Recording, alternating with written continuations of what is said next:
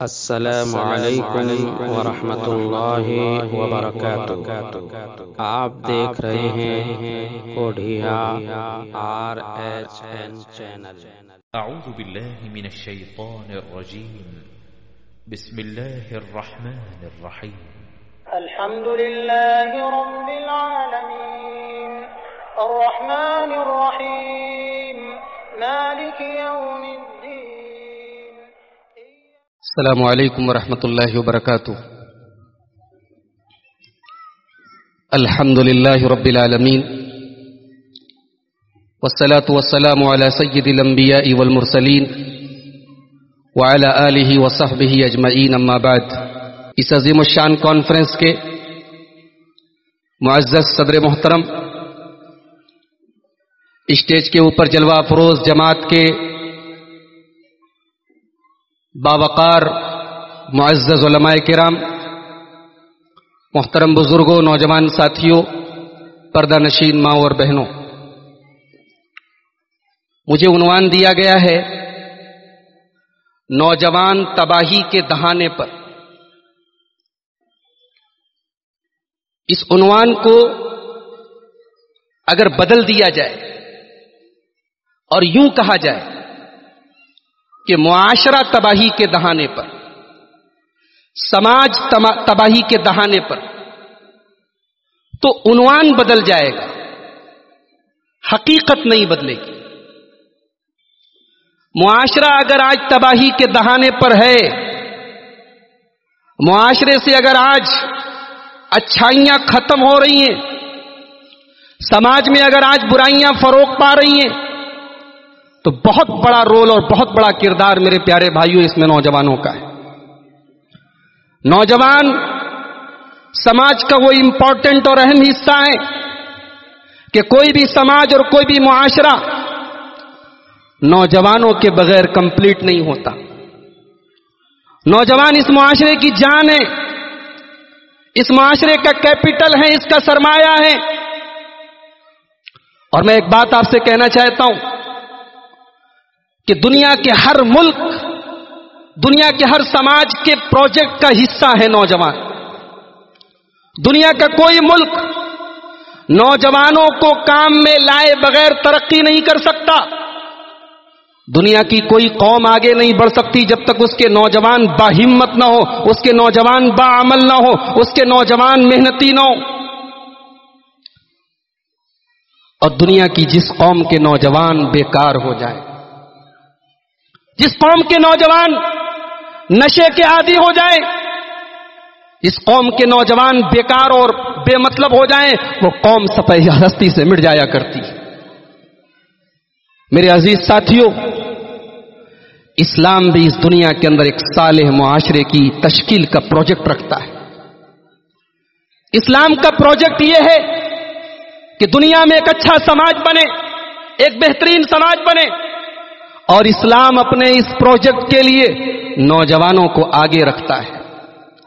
ہمارے پیارے نبی جناب محمد رسول اللہ صلی اللہ علیہ وسلم کے صحابہ کرام کا جب ہم نام پڑھتے ہیں، آپ کی سیرت جب ہم پڑھتے ہیں، تو آپ کے صحابہ کرام میں جو چوٹی کے صحابہ کرام ہیں، اسلام کی جڑوں کو جنہوں نے پانی دیا ہے، اسلام کی بنیادوں کو جنہوں نے مضبوط کیا ہے، ان میں میجورٹی نوجوان صحابہ کرام کی نظر آتی ہے۔ ابو بکر صدیق رضی اللہ تعالیٰ عنہ اسلام قبول کرتے ہیں، ان کی عمر کتنی؟ 38 سال۔ حضرت عمر فاروق رضی اللہ تعالیٰ عنہ اسلام قبول کرتے ہیں، عمر کتنی؟ 30 سال۔ حضرت علی رضی اللہ تعالیٰ عنہ نوجوان، حضرت عبداللہ ابن مسعود رضی اللہ تعالیٰ عنہ نوجوان، حضرت سعید ابن زید نوجوان، حضرت ارقم بن نبی ارقم نوجوان، حضرت مصعب ابن عمیر نوجوان۔ یہ پوری ٹیم ہے محمد الرسول اللہ صلی اللہ علیہ وسلم کی، یہ نوجوانوں کی ٹیم ہے۔ میرے نوجوان ساتھیوں، افسوس اس بات کا ہے، ملال اس بات کا ہے، دکھ اس بات کا ہے کہ آپ کو اپنی اہمیت کا اندازہ ہی نہیں ہے، آپ کو اپنی ویلو پتہ نہیں ہے۔ آج اس معاشرے کو تباہ کرنے والی، معاشرے کو خراب کرنے والی طاقتوں کے ٹارگٹ آپ ہیں، اور افسوس یہ ہے کہ آپ کو پتہ بھی نہیں ہے کہ آپ ٹارگٹ ہیں۔ علامہ اقبال کہتے ہیں، وائے ناکامی متائے کارواں جاتا رہا، وائے ناکامی متائے کارواں جاتا رہا، کارواں کے دل سے احساس زیاں جاتا رہا۔ قافلہ لٹ رہا ہے اور قافلے کو پتا نہیں کہ ہم لٹ رہے ہیں۔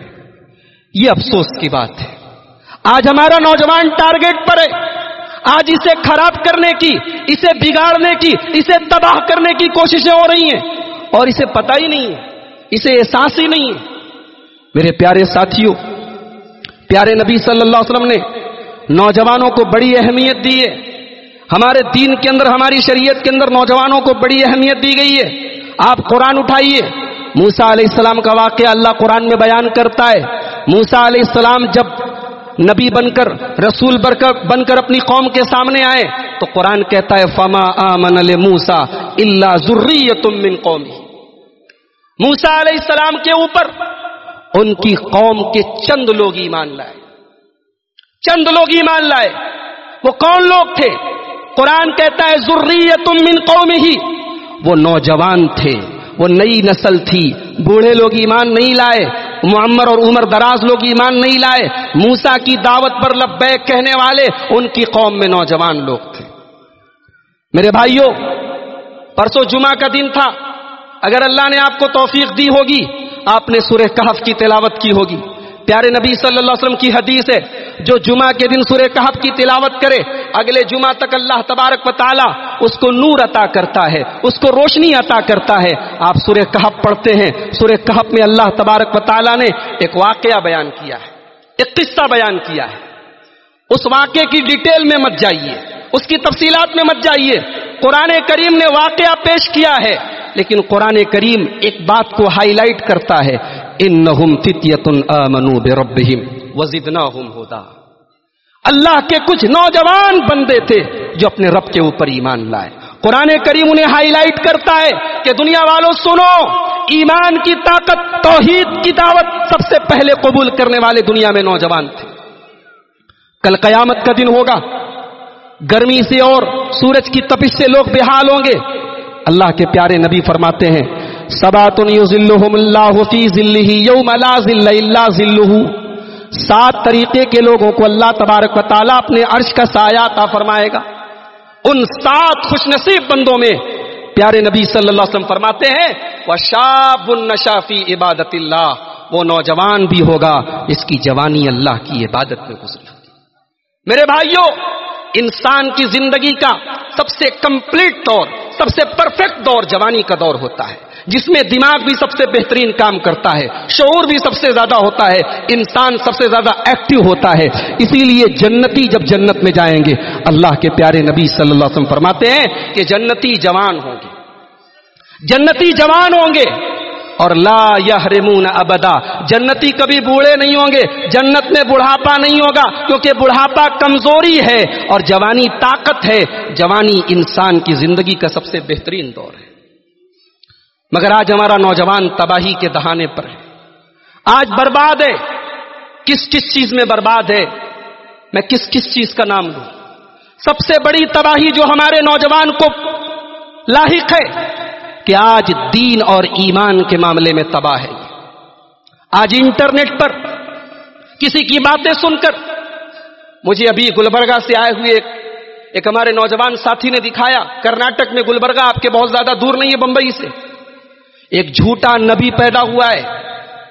ہمارے پڑوسی ملک سے ایک جھوٹا نبی پیدا ہوا ہے جو اپنے آپ کو احمد عیسیٰ کہتا ہے۔ ہمارے ایک نوجوان ساتھی نے دکھایا، گلبرگہ کے چند نوجوان اس جھوٹے نبی پر ایمان لے آئے، مرتد ہو گئے، اس جھوٹے نبی کو نبی مان لیا۔ یہ سب سے بڑی تباہی ہے۔ دل خون کے آنسو روتا ہے کہ کوئی اپنے آپ کو مہدی کہہ دے ہم مان لیتے ہیں، کوئی اپنے آپ کو عیسیٰ کہہ دے ہم مان لیتے ہیں۔ میرے بھائیوں، آج ہمارے ایمان پر ڈاکہ ڈالنے والے، ہماری توحید کو برباد کرنے والے، ہمارے ایمان کو ختم کرنے والے سینکڑوں کی تعداد میں، اور انٹرنیٹ آج بہت بڑا میڈیم بن چکا ہے، آج یوٹیوب بہت بڑا ذریعہ بن چکا ہے۔ ایسی طاقتیں آج ہمارے نوجوانوں کو تباہ کر رہی ہیں۔ ایک مسلمان کی سب سے بڑی پونجی اس کا ایمان ہے، سب سے بڑی دولت اس کا ایمان ہے، اور کل قیامت کے دن یہ دولت اگر نہیں ہے تو سب بیکار ہے۔ اللہ فرماتا ہے سورہ آل عمران کے اندر، ان الذین کفروا وماتوا وهم کفار فلن يقبل من احدهم ملء الارض ذهبا، جو لوگ ایمان نہیں لا پائے، کفر کی حالت میں انتقال کر گئے، کل قیامت کے دن وہ زمین بھر کے سونا بھی اللہ کی بارگاہ میں دے دے تو قبول نہیں کیا جائے گا۔ ایمان اتنی بڑی دولت ہے کہ قیامت کے دن زمین بھر کے سونا دے کر کے بھی بچ نہیں سکتے۔ آج اس ایمان کو ختم کرنے کی کوششیں ہو رہی ہیں، اور میں اپنے نوجوانوں کو ایک بات بتانا چاہتا ہوں کہ انٹرنیٹ پر، یوٹیوب پر، سوشل میڈیا پر دین کا نام لے کر، حق کا نام لے کر، قرآن و حدیث کا نام لے کر بھی آپ کو قرآن و حدیث سے دور کیا جائے گا۔ یہ پیارے نبی کی پیشن گوئی ہے۔ آپ کو پہچاننا ہوگا کہ کون قرآن و حدیث کی بات کر رہا ہے اور کون قرآن و حدیث کے نام پر ہمیں گمراہ کر رہا ہے، اس لیے کہ پیارے نبی نے فرمایا تھا، بخاری کی روایت ہے، یاتی فی آخر الزمان قوم خدساء الاسنان صفحاء الاحلام یقولون من خیر قول البریہ یمرقون من الاسلام کما یمرق السهم من الرمیہ۔ اللہ کے پیارے نبی فرماتے ہیں کہ آخری زمانے میں، قیامت کے پہلے ایسے لوگ ہوں گے جو نوجوان ہوں گے اور بے وقوف ہوں گے، کم عقل ہوں گے، بڑی اچھی باتیں کریں گے، لیکن اسلام سے نکل جائیں گے۔ جیسے تیر شکار کو آر پار کر کے نکل جاتا ہے، ویسے وہ اسلام سے نکل جائیں گے۔ قرآن و حدیث کا نام لینے والا ہر آدمی صحیح نہیں ہے۔ آج انٹرنیٹ پر آپ دیکھیں، شکیل بن حنیف کا فتنہ موجود ہے، انجینئر علی مرزا کا فتنہ موجود ہے، اور ابھی احمد عیسیٰ نام کا یہ آدمی جو اپنے آپ کو نبی کہہ رہا ہے۔ افسوس ہے، دل خون کے آنسو روتا ہے کہ ہمارا مسلمان نوجوان کیسے اس کا ٹارگٹ بن جاتا ہے۔ جیسے ہم اپنے پیارے نبی کو نبی مانتے ہیں، ویسے ہی ہمارا عقیدہ ہے، ہمارا ایمان ہے کہ ہمارے نبی خاتم النبیین ہیں، آخری نبی ہیں۔ آپ کے بعد دنیا میں کوئی نبی آنے والا نہیں ہے۔ آپ کے بعد جو اپنے آپ کو نبی کہے وہ جھوٹا ہے، وہ کذاب ہے، وہ دجال ہے۔ اور اگر اسلامی حکومت ہو تو اس کی سزا سزائے موت ہے۔ اسلامی حکومت میں نبوت کا دعویٰ کرنے والے کی سزا سزائے موت ہے۔ افسوس ہے، آج ہمارا نوجوان ایسے لوگوں کا ٹارگٹ ہو رہا ہے۔ علاج کیا ہے؟ علاج یہ ہے، علماء حق سے جڑو، ان علماء سے جڑو جو قرآن و حدیث کے جانکار ہیں اور صحیح منہج پر ہیں، اور انٹرنیٹ کے ذریعے علم حاصل کرو۔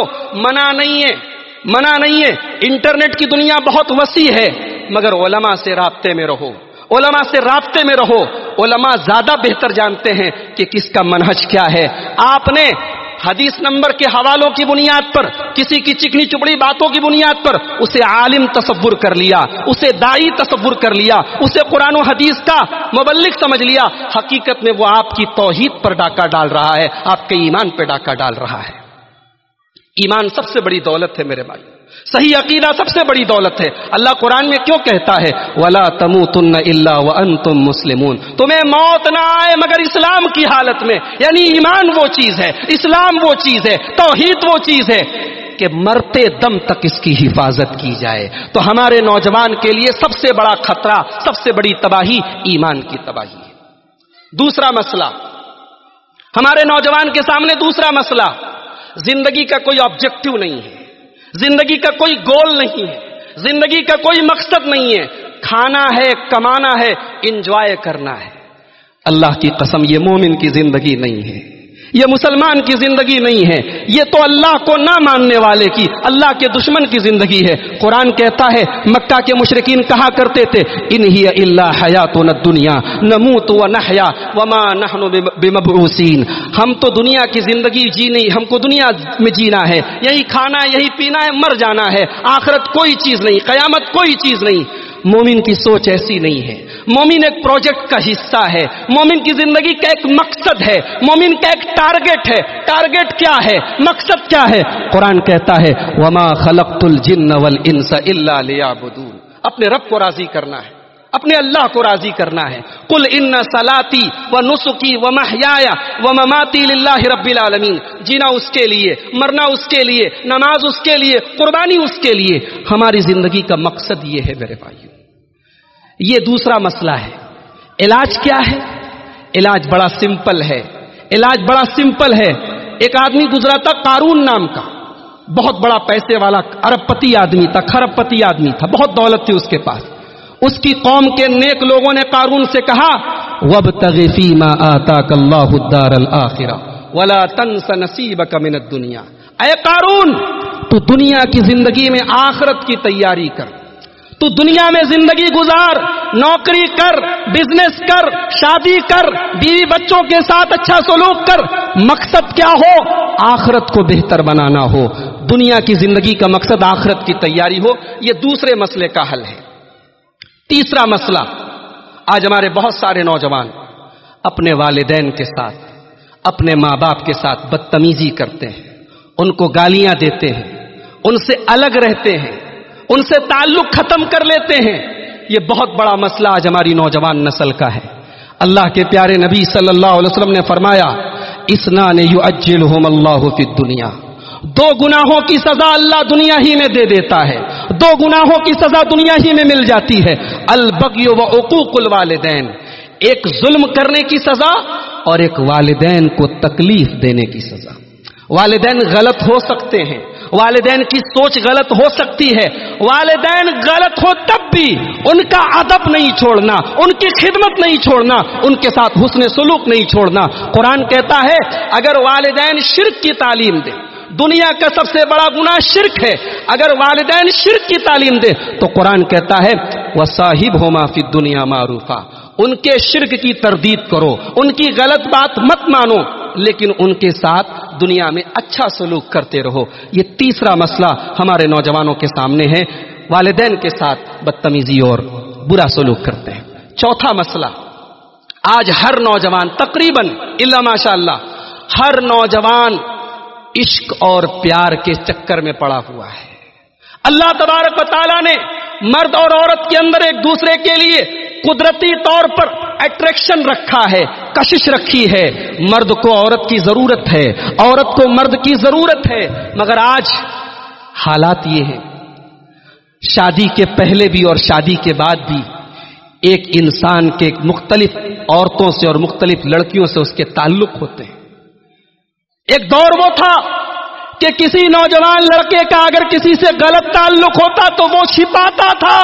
آج لوگ اعلان کرتے ہیں، آج فخر کی چیز ہو گئی، آج یہ اسٹیٹس بن گیا. میری اتنی گرل فرینڈز ہیں، میری اتنی عورتوں سے میرے تعلق ہیں، میرا اتنا افیئر ہے. کالج کی زندگی، اسکولوں کی زندگی، آفیسز کی زندگی. آج معاشرہ کہاں جا رہا ہے میرے بھائیوں؟ آج ہمارے گھروں کا ماحول کہاں جا رہا ہے؟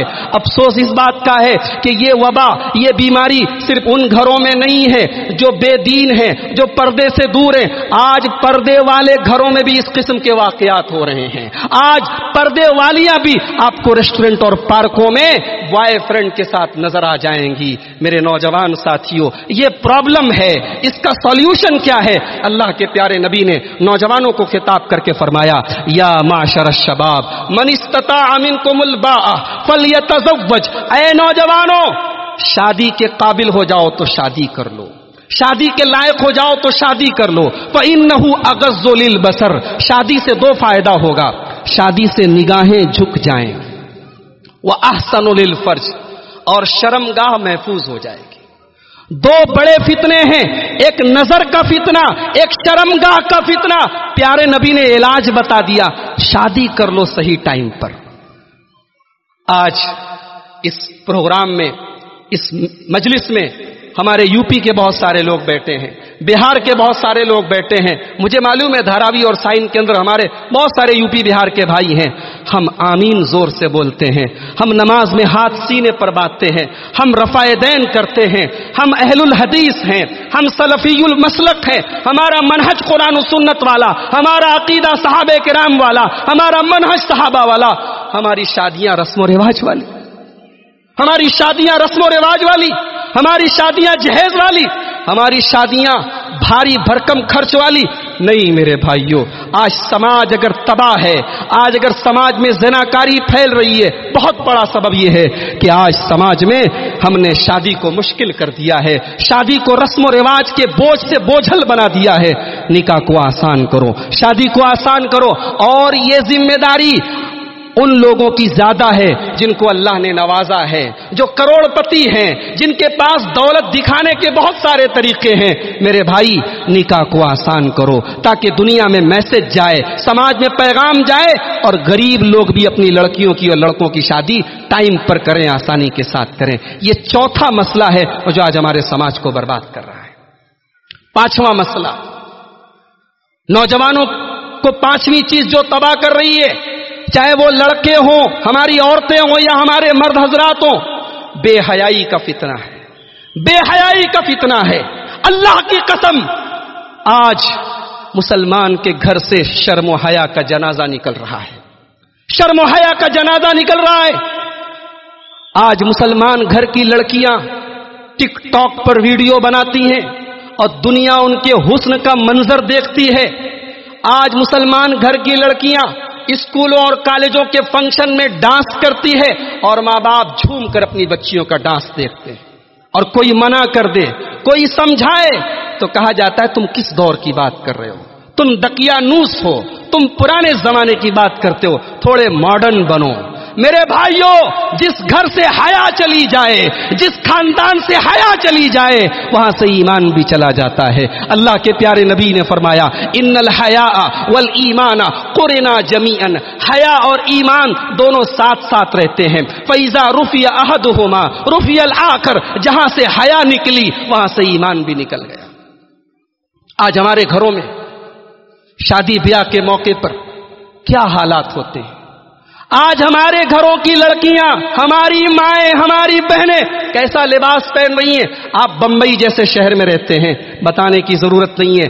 آج ہماری عورتوں کے کپڑے ایسے ہو گئے کہ ان کے کپڑوں کو دیکھ کر حیا کو بھی حیا آ رہی ہے، حیا کو بھی حیا آ رہی ہے، شرم کو بھی شرم آ رہی ہے۔ آج باپ اپنی بیٹی کو وہ کپڑا لا کے دے رہا ہے، بیوی کو شوہر لا کے دے رہا ہے۔ اللہ کی قسم، یہ بے حیائی، یہ جہنمیوں کا لباس ہے۔ اللہ کے نبی نے فرمایا، میری امت کے اندر کچھ ایسی عورتیں بھی ہوں گی جو جہنم میں جائیں گی۔ فرمایا، وَنِسَاءٌ كَاسِيَاتٌ عَارِيَاتٌ مَائِلَاتٌ مُمِيلَاتٌ، وہ کپڑا پہننے کے باوجود ننگی ہوں گی۔ آج بالی ووڈ کی فلموں کے ذریعے، ٹی وی سیریل کے ذریعے، ویب سیریز کے ذریعے آج ہماری عورتوں کے دماغ میں بھرا جا رہا ہے کہ تم آزاد ہو جاؤ۔ کس چیز سے؟ پردے سے، شرم سے، حیا سے۔ اللہ کی قسم، یہ آزادی نہیں ہے، یہ قید ہے، یہ مرد کی شہوت کی غلامی ہے۔ آج آپ ہوائی جہاز پہ سفر کیجئے، فلائٹ پہ سفر کیجئے، ایک عورت ہوتی ہے جس کو ایئر ہوسٹس کہا جاتا ہے۔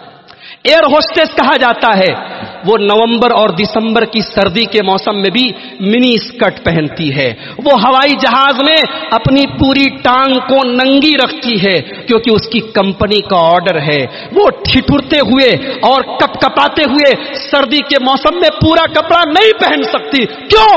کیونکہ اس کی کمپنی کا رول ہے۔ دنیا کہتی ہے یہ آزادی ہے، میں کہتا ہوں نہیں، یہ آزادی نہیں، یہ غلامی ہے، یہ عورت کے ساتھ عیاشی ہے، یہ عورت کو اپنی ہوس کا شکار بنانے کی ایک سازش ہے۔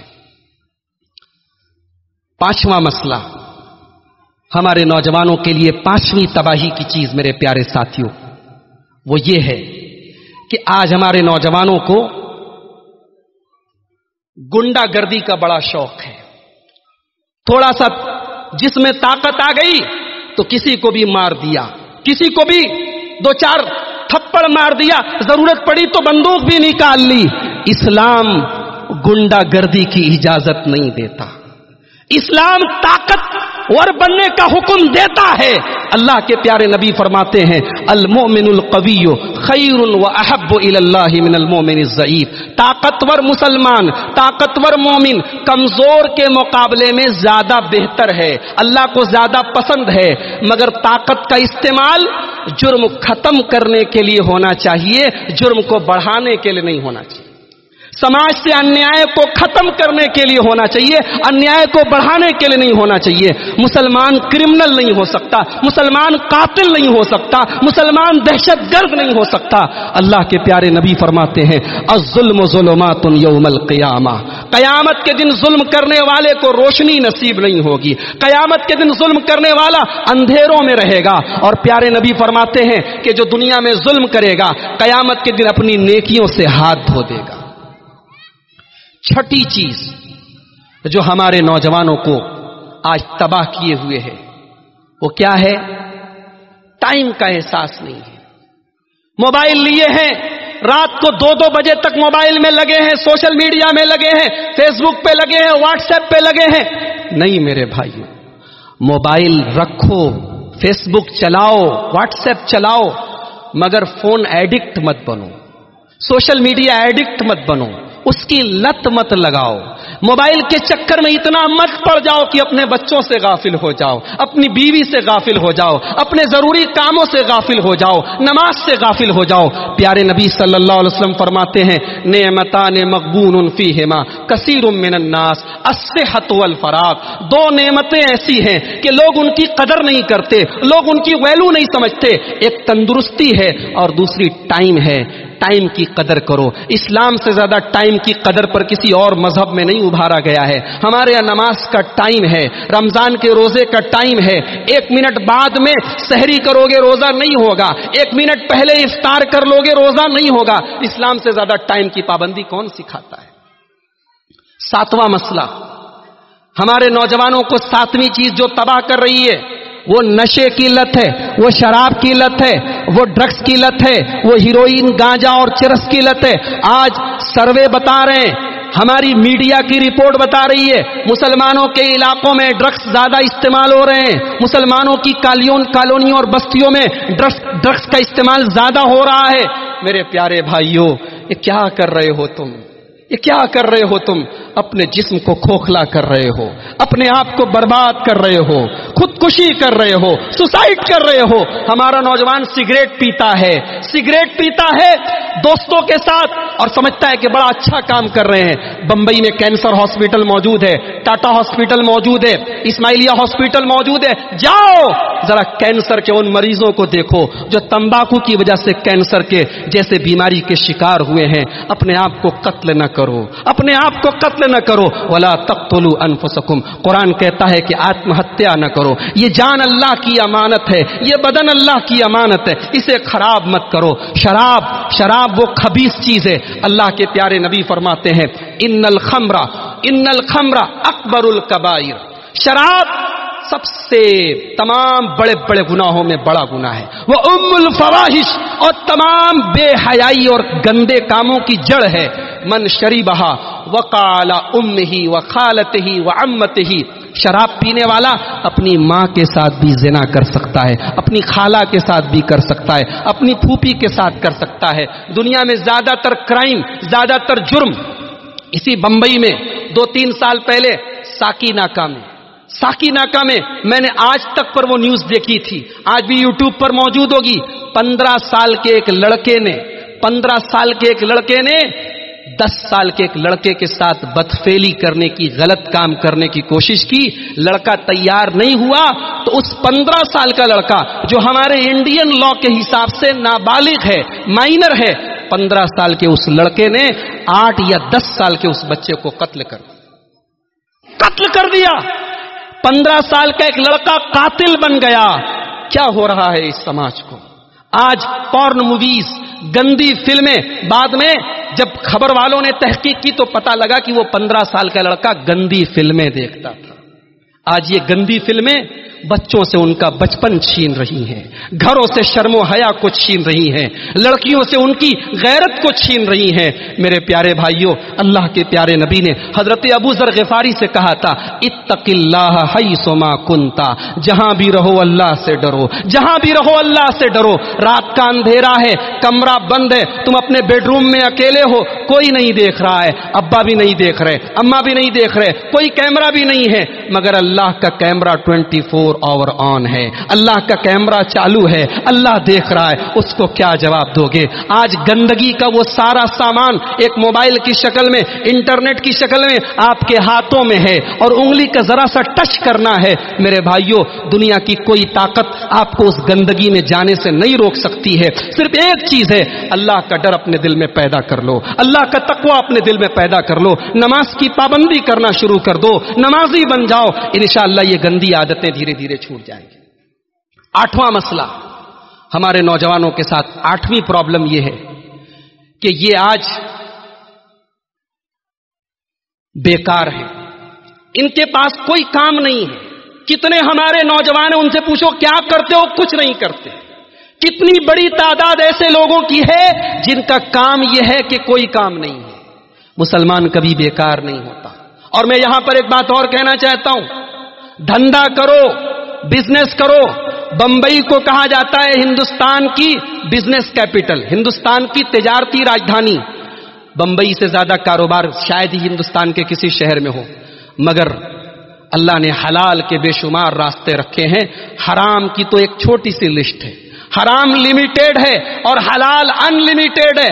حلال کام کرو، حلال کام کرو، بیکار نہ بنو میرے بھائیوں۔ ایسی کمپنیوں کے پیچھے مت پڑو جو تم کو یہ سکھاتی ہو کہ آؤ ہمیں چند پیسے دے دو، ہم تمہاری زندگی بھر کا ٹھیکہ لے لیں گے۔ یہ بیگاری اور یہ بیکاری کے راستے پہ نہ چلو، محنت کرو، اپنے قوت بازو پر کچھ کام کرو۔ اللہ کی اس مخلوق میں، اللہ کے بندوں میں سب سے اونچا مقام اللہ کے پیغمبروں کا ہے، اللہ کے نبیوں کا ہے، اور اللہ کے تمام نبیوں نے کام کیا ہے۔ ہمارے پیارے نبی نے بکریاں چرائی ہیں، داؤد علیہ السلام لوہے کا کام کرتے تھے۔ اسلام بیکاری کی تعلیم نہیں دیتا، اسلام مانگنے کی تعلیم نہیں دیتا، اسلام دینے کی تعلیم دیتا ہے۔ قرآن اٹھاؤ، قرآن بار بار کہتا ہے وَآتِ ذِی الْقُرْبَىٰ حَقَّهُ، رشتہ دار کو اس کا حق دو، غریب کو اس کا حق دو، پڑوسی کو اس کا حق دو۔